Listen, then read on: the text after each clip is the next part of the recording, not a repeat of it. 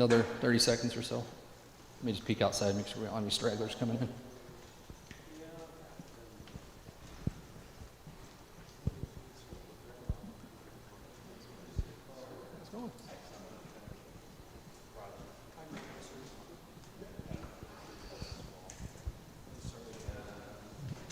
All right, everybody, we'll go ahead and get started. I recognize a lot of familiar faces out there, but again, for anybody that doesn't know me, my name's Trevor Huffaker. I'm an architect with EngTech, and we've been working with the district for a little over a year now, obviously helping through the referendum process and this pool project. And so tonight, obviously, you're here to learn where we are with the pool and get an update. So here we go. So what I want to cover tonight really is what we've been working on for about the last 6 weeks, I'll say. We had a committee formed that helped us identify what the needs and wants of the pool. We brought back some options to them, and then ultimately we've taken that feedback and refined that a little bit more. So I'm going to try and walk you through that process tonight. So a quick recap of how we got here with the pool, just in case anybody doesn't really know what's going on there, is I want to say somewhere about 14, 16 months ago, there was a lot of water loss in the pool, and so the district had reached out to Associated Pool Builders in Bismarck and said, hey, can you come help us figure out what's going on and how could we fix this? And so essentially nobody could really figure out where the water is leaking from. It's believed to be a combination of some cracks in the bottom of the pool, but then also some of the piping, the original piping from 1960s that's buried underground. And so in order to do kind of what I guess I would call a Band-Aid fix, they were going to come in and put a pool liner on it and fix some drains, and essentially it was going to be about a $400,000 to $500,000 fix just to put a Band-Aid on what you had. And so there really were no guarantees that that was actually going to work. And so as we kind of moved through this process and really kind of looked beyond that, said, hey, what are the other potentials? It's really what kind of got us into where we're at today. So yeah, I mean, originally the solution that was going to be proposed was to replace the pool shell, and now we're going to be salvaging a lot of the equipment. So we're going to salvage and reuse as much as we can. Obviously, the pool, if you haven't seen it in a while, this was about a year ago when we first got on site. And then through the referendum process, you probably have seen this image. It was on the fact sheet. This was kind of a concept that really was very similar to some of the things that we had talked about wanting to achieve, and it's actually a very similar size to the pool that you have. So again, I just wanted to kind of start with where we were and kind of the idea that we got us here. So the pool committee was formed. Obviously, it had a couple members of the design team, myself, Melissa Zeiss with Aquatic Engineering Consultants. She's basically a pool designer out of Fargo. And then we had a whole host of folks from the school side, both administration, teachers. We had some city council, we had some park board folks, and then we had a handful of community members as well. So I think we had what we felt was a good group, and I can say that as we went through that process, that everybody was very engaged in thinking about how to make this the best they could.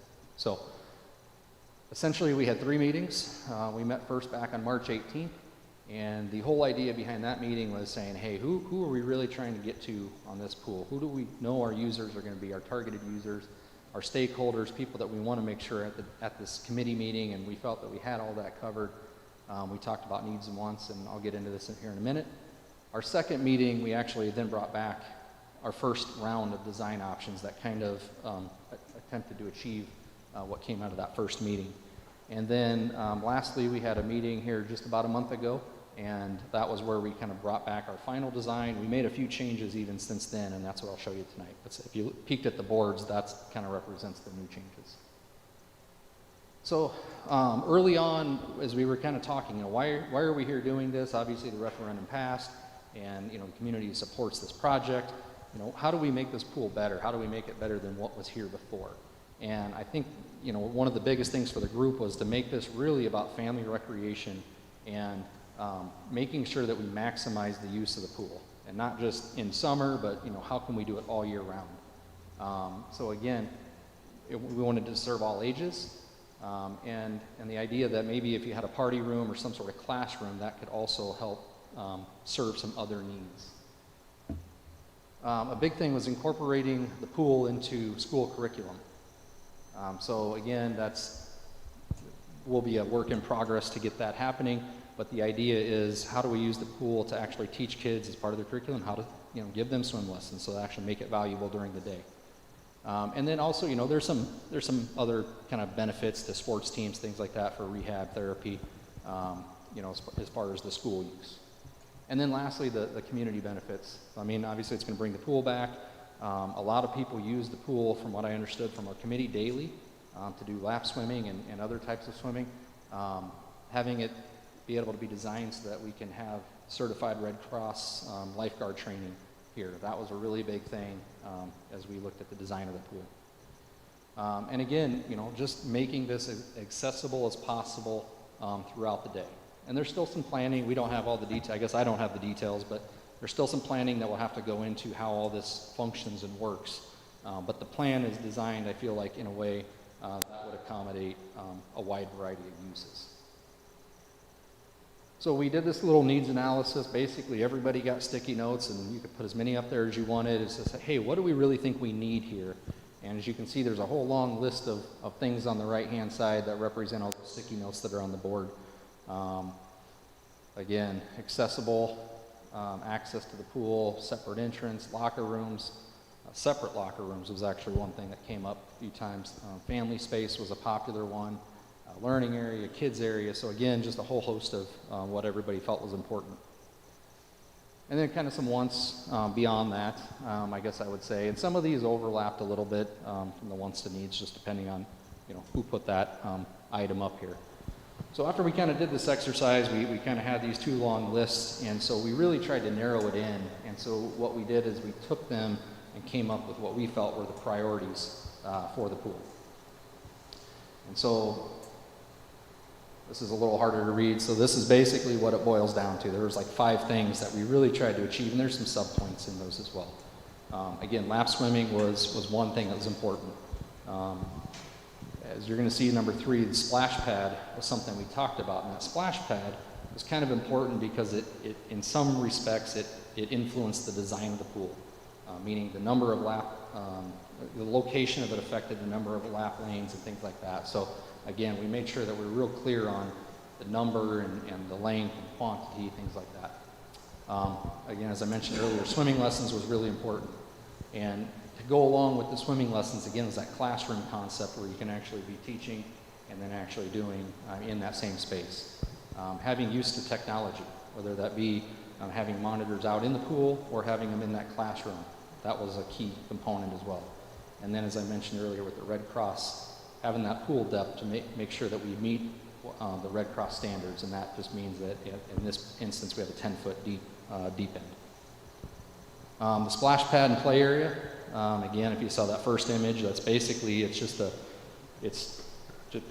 water park area. It's a water feature, essentially. And so again, opportunity for kids of all age or even adults to participate in that. We talked about the possibility of having a diving board. And I think right now, or at one time, there were 2 diving boards. The group had decided that 1 diving board they felt would be sufficient in this instance. And then there was some discussion about a slide. We don't have a slide in the current design, but I'll show you here later on. We do have a location for a future slide if that were something that wanted to be added at some point down the road. Again, family space, that idea of a party room, rent this out, have access to this, again, outside of school. And that space doubles as that classroom, as you're going to see here in the design. And then lastly, with making this pool as accessible as possible, but then also kind of trying to limit or keep a safe, secure entrance and keep people out of the school was kind of an important piece. And then how do we separate locker rooms? So again, if you're going to have the public here using it during the day, the idea is that they're not going to be mixing with kids. But how do we make sure that we don't end up in a situation where we have maybe the public using a locker room at the same time kids are in there? So we've addressed that. So maybe I'll pause there for a second. Any questions from the group here? All right. So we came back, this was on the second meeting, so we took all that information that I just kind of talked about, and we went back, and we already had kind of an idea, right? I mean, we're pretty limited. We're not changing any of the walls of the pool area, so we've got a fairly limited amount of designs that we could come up with. But on my side, on the architecture side, I was really focused on the entrance and then also the locker rooms and how do we play with those. And so this is one of the options, and again, I'm not going to go into great detail here. I'm more than happy to. If anybody wants to come up afterwards, we can talk about some of these. But I came up with two options. The first one being a building addition. So right now there's that large patio area just to the south. And so what we were looking at is actually coming in here, this area that's in red, and building a small addition. And I think the size of that was somewhere like 15 by 40 or something of that nature. But what that would do is that would provide you an entrance that would be accessible from the exterior, and then it would bring you right into the pool deck. There would be an office where you'd be able to take tickets, have a lifeguard station, things of that nature. And then adjacent to that would be that classroom component that opens right out to the swim deck. And then lastly, the idea of having a way to actually have a door that would take you out to some sort of outdoor patio or deck. So this was kind of the first option. It didn't really address any of the locker rooms on either one of these, although, I mean, in theory, they could be used exactly the same way. I'll show you on this next concept. Some of the pros and cons.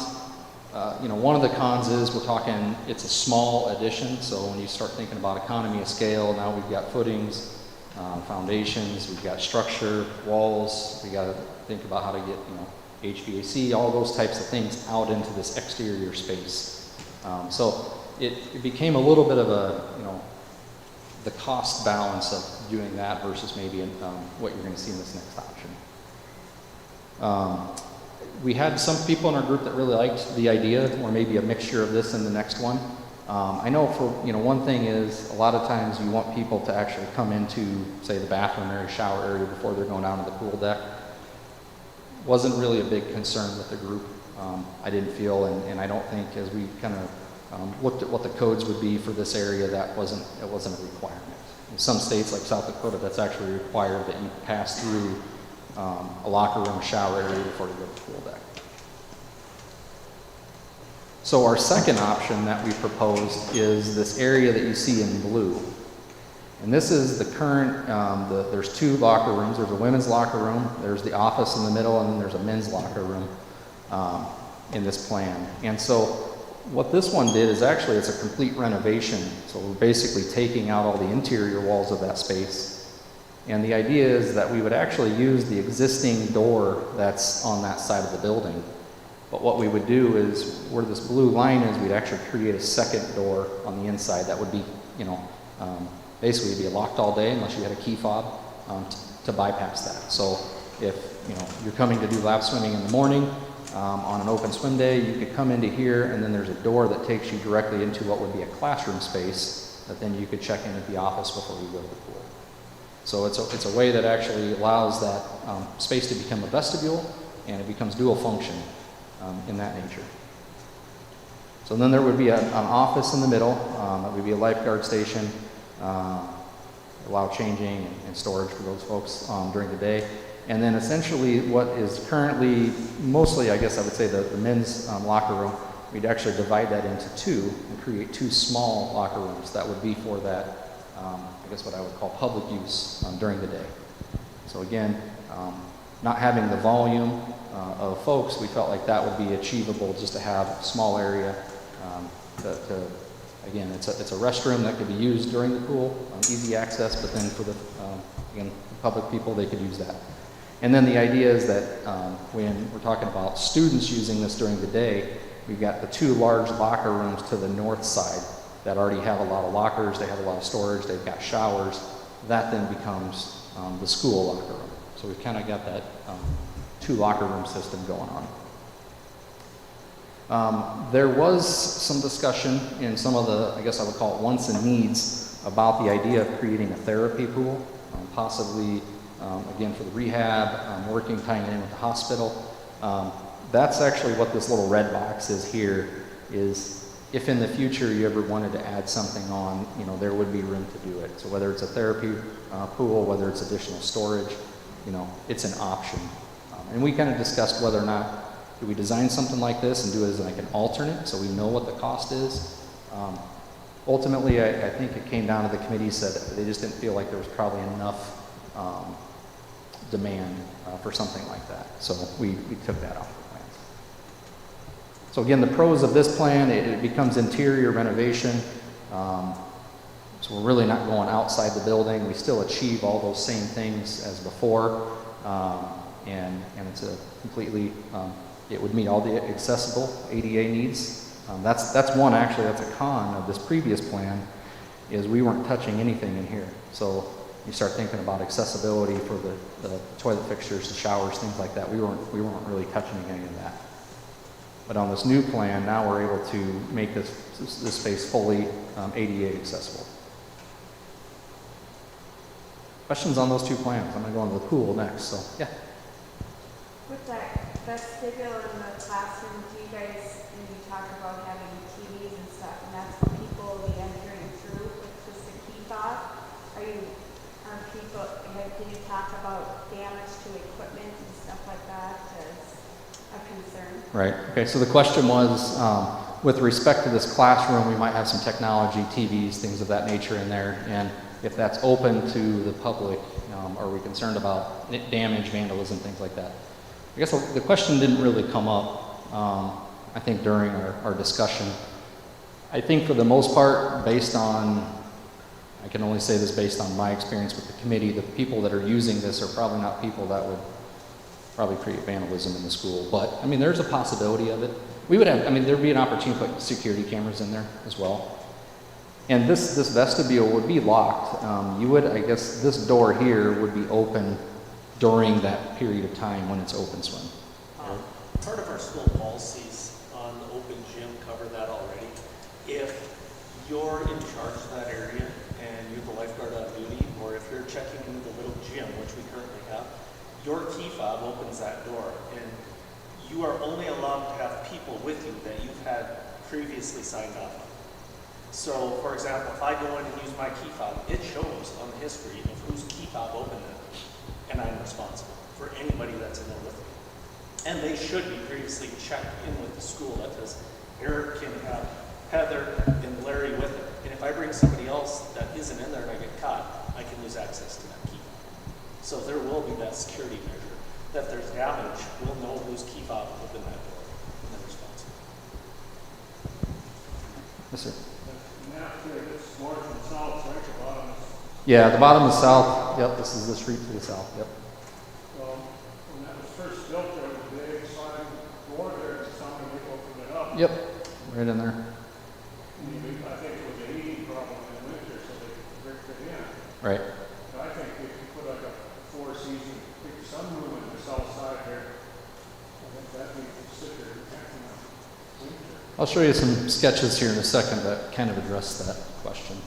We decided not to add anything on just because we're really tight on our budget and scope anyway. See that they're releasing $350 billion to all the states. Right. Infrastructure and stuff, so you never know, there might be a lot of money around to do this. Possibly, yeah, I know, Ryan.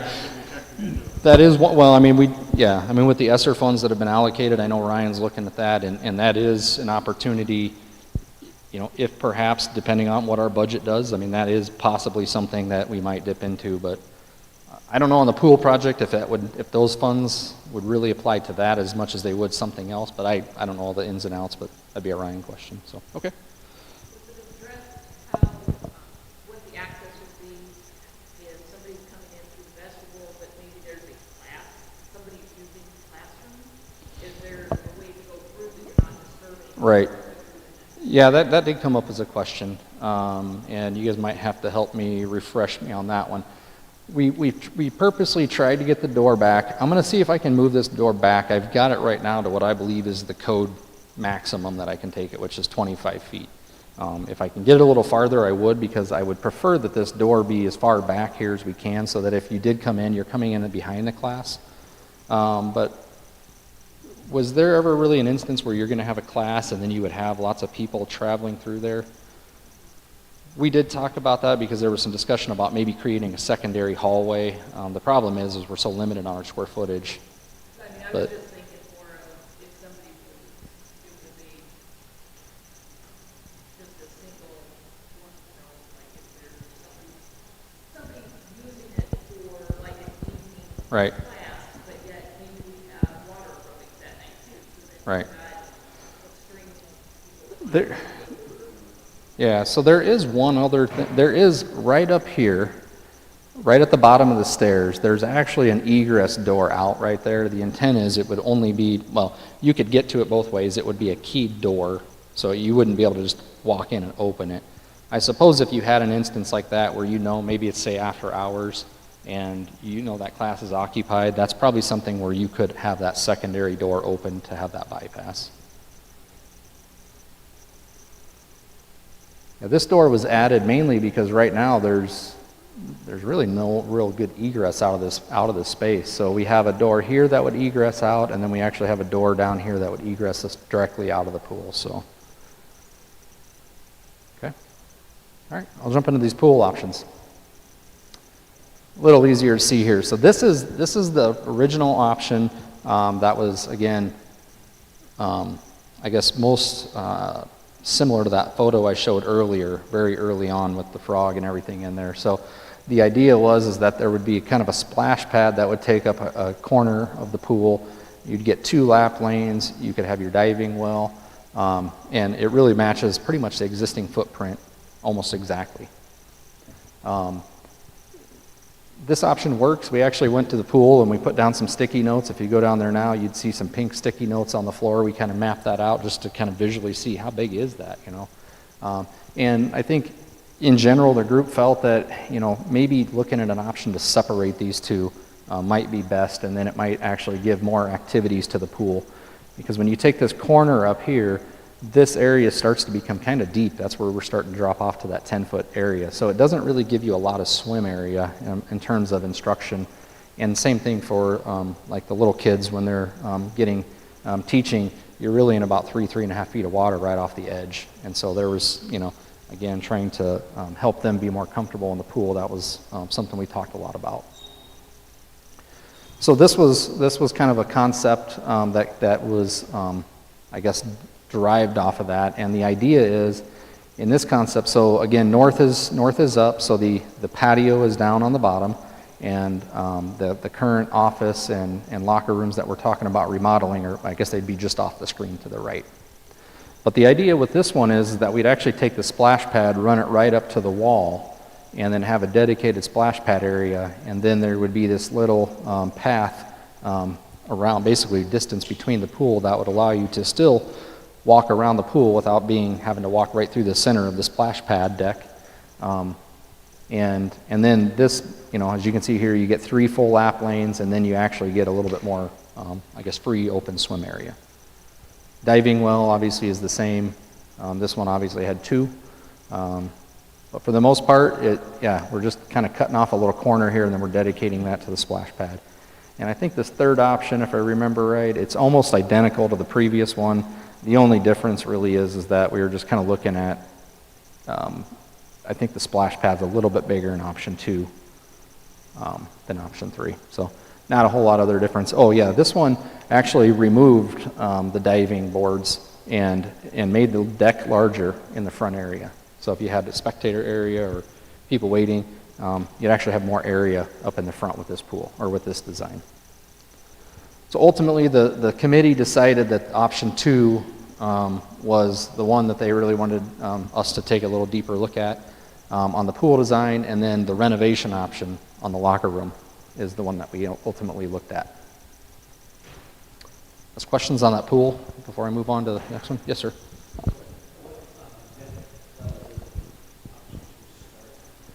That's a good question, and I didn't bring my schematic. I think it's 3 feet, right? I think it's 3 feet or 42 inches. I'm not 100% sure. Yeah, I was going to put it on this because I was like, someone's going to ask me about what that cross section looks like, and then I took it off. So, Okay, so this is our revised concept, and this is everything on one, so I apologize, it's a little hard to read here. But as you can see, we'll just start with the pool, because that's the easiest thing. So that's that same design that we talked about with that shape. Splash pad up in the corner. The one thing I think that changed the most on here, well, we went to one diving board. And then the other thing that we changed is actually, you see this little line around this curve right here. And what that is, it's actually kind of a step about midway. And Melissa calls it a swim shelf. So if you think about little kids, again, you might have a lot of kids running around, horsing around in here. Well, what if they fall off the edge or something? You know, they're going to fall into 3-foot deep water or 42 inches, whatever it is. This swim shelf actually allows it to be about 18 inches. So now they can come sit on the edge, they can kick their feet in the water. If they do happen to get in the water, they're not going to go over their head. So now it becomes that area, whether they're on the splash pad or whether it's swimming lessons, now they've got an area where they can kind of slowly, gradually get introduced into that deeper water and make them comfortable. So this was kind of a good compromise, I think, to kind of buffer the splash pad from the pool. And then I think it had some great teaching benefits as well. Maintain the 3 lap lanes, the 10 feet deep area. Again, as we talked, this becomes kind of a popular area. It's kind of deep down here, but there is a popular area amongst kids, just to, the teenagers and the older kids can play in that area. Let me see here. You'll see it here in a second, but back to your question earlier, we are actually looking at opening up those old windows, window openings on the west side, as well as to the south. So we're actually going to bring some daylight into that space now. We're not necessarily going to create an awning structure or anything like that. It's just going to be windows, and you'll see what that looks like here in just a second. So the secure entrance works almost exactly like I said earlier. The party room or classroom works exactly the same. We've got the lifeguard station in here. We actually worked a small little kind of closet, whether that be a changing room, a storage room. Again, it can have multi-purpose. There is a sink and a countertop in here, so again, if you got some basic first aid, you can do that. We worked in some lockers. I just realized this is not the most current plan. We worked in some lockers into this concept for both the lifeguard staff, but then on this hallway, so when you leave the pool deck and you come into here, there's a small little hallway that takes you into the women's locker room or the men's locker room. There'll actually be some small lockers out there just for general public use. And then the one other thing we incorporated in here is we actually built a family restroom into this plan. And then that's the kind of that emergency egress door that I mentioned earlier. Let me see here. We talked about the school locker rooms would pretty much remain up here. We got the public locker rooms. So yeah, this is the concept we brought back. And actually the reason why the lockers aren't on here, that was a discussion that came up when we presented this final option. So this is kind of the final design, and this is the same board that's back there. So again, just a little different view here, but you've got the pool in here. You can kind of see that area that the splash pad will take up. There's that little swim shelf. You can see it's got a little relief there now. Classroom, family restroom, locker rooms. And then there will actually be where the roll-up garage door is right now. We're actually going to take that out, and we're going to put some glass storefront with a door that goes out to that area. So again, the summertime, we'll have this concrete deck out here. You can actually come out there, hang out on the deck, warm up, do whatever you need to do. And then we just kind of whipped up a couple quick renderings. So this is kind of that existing, you're kind of looking from west, looking east, exterior wall here. So, kind of what it could turn out to be. As you can see, you'll have some, large windows here. Actually bring in some high windows that'll let some nice natural daylight into the space. Splash pad area, and then this is an open area here. So right behind this column, there's actually a column there that we have to leave, but right behind there is that lifeguard station that'll have windows that'll look out into the space. And then the classroom is actually behind here, and we built a window from that classroom out into the pool deck area as well. And then kind of flipping around, looking the other direction. So now I'm standing in the splash pad area. Here again, you can kind of see that little area that maintains the pool deck as that goes around. We've got the windows that we've kind of brought in around here. We'll have some bright lights.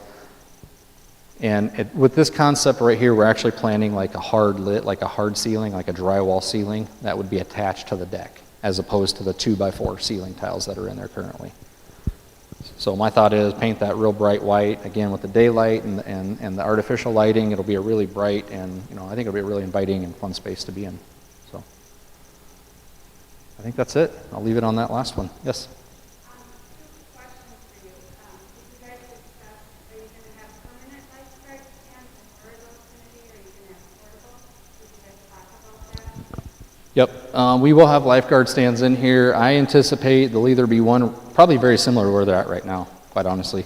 That or we'll have one back on this side and probably one over here, so. And then the other thing is, you know, a lot of the local schools around here make a lot of their money from selling concessions. Mhm. Is that going to talk about that as selling it from the lifeguard room or where is that? Right. I know we talked about that early on. I don't know where we ended up with that.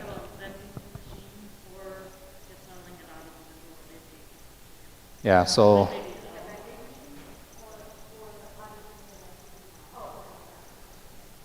Yeah, so in that lifeguard station, there'll actually be a window that will open out into that classroom. So that would be one place, or again, there'll be an opportunity on the other side there as well. So. Okay. Other thoughts, questions, feedback? Yes, sir.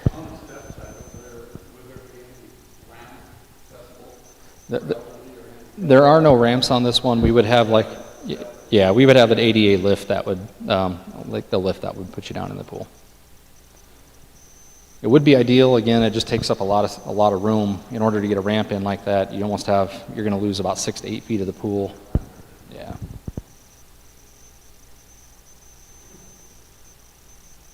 But I think in all, I mean, again, we had a lot of people that use the pool on a daily basis, or I guess I should say on a weekly basis for the lap swimming and some of the other. There was water walking, I think, was one of the things that came up. So again, we've tried to bring a lot of those things in that are really going to benefit. Again, I would say all age ranges with the pool. So, you got a question?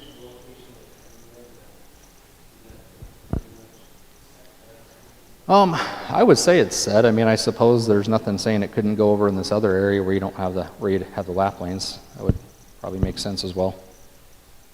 That's probably what you're getting. I'm guessing that's what you're getting at. Yeah.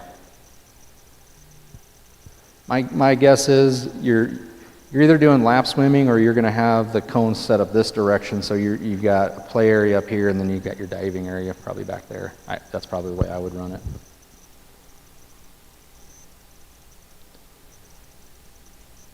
Other thoughts or questions? Input?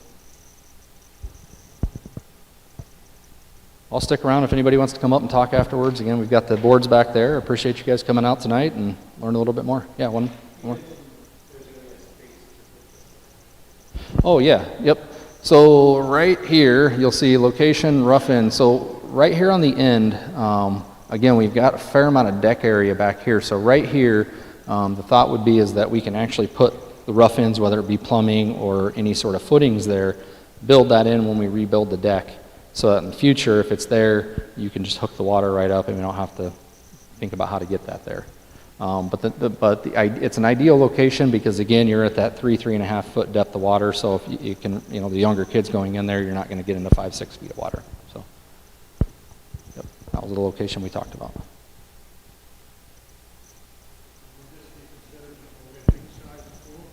Olympic sized? This is a 25 meter pool. I'm not sure what Olympic is. Oh, this is 75 feet, 25 meter. So, I don't know what Olympic is. 50? Yeah. I like those movies that I haven't much say in this, but I like your idea. I would take the west end of the opposite, or whatever you call it, there. On the west side, you bring a door right down to the south corner, and then come in, go straight to the bottom past the classroom.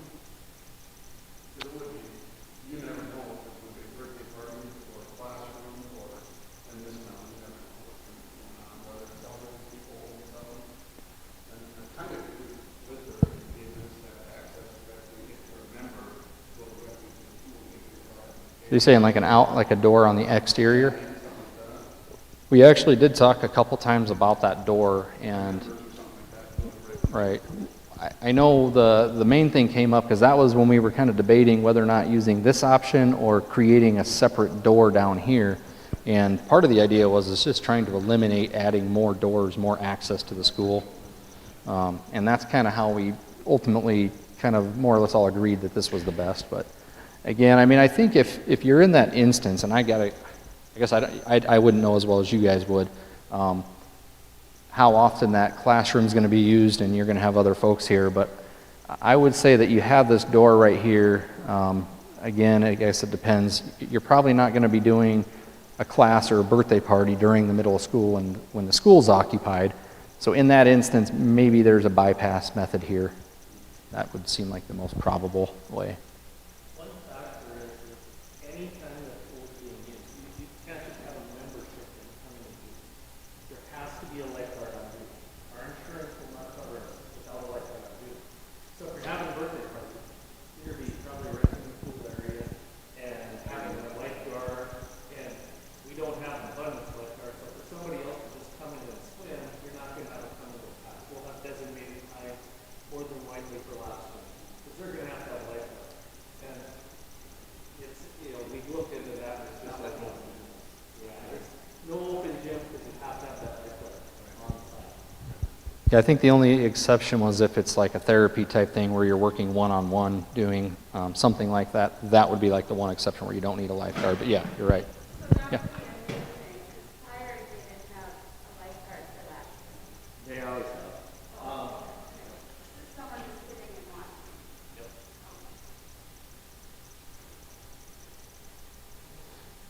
So I guess the one thing I didn't really talk about is timeline with this, so you may be wondering. Right now, I was just talking with our aquatic consultant on the phone.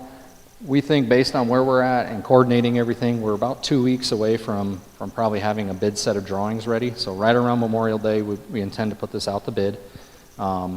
Minimum 21 days per North Dakota Century Code.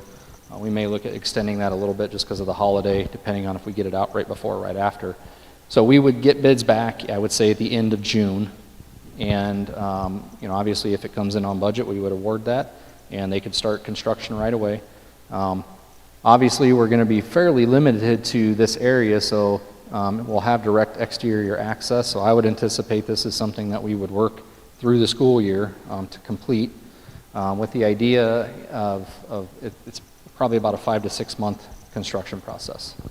So I would anticipate somewhere early, say January, February of 2022, this would be potentially open. So, yeah. This seems pretty similar to the original plan with the price of the material and is this actually likely to push this way on budget? You know, I can't answer.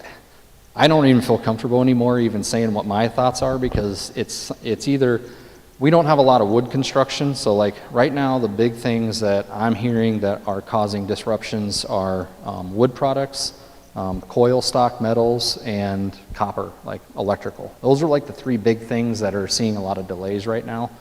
So with this being mostly concrete, you know, I don't really see a lot of concerns with delays due to that. I know prices have gone up, so it's tough saying. I don't think it's going to impact it a whole lot. We're actually going to meet next week with one of the with aquatic or associated pools. We're going to kind of review things with them next week just to make sure that we've accounted for reusing all the equipment that can be reused, and we've kind of got this thing dialed in to, you know, again, take advantage of what you already have that's good. So I think, you know, that'd be a good time to find out from him what he's seeing as well out there. But pools are a little bit specialty in that nature, but I mean, we do have a fair amount of renovation here too. So, I mean, yeah, I can see it from that perspective.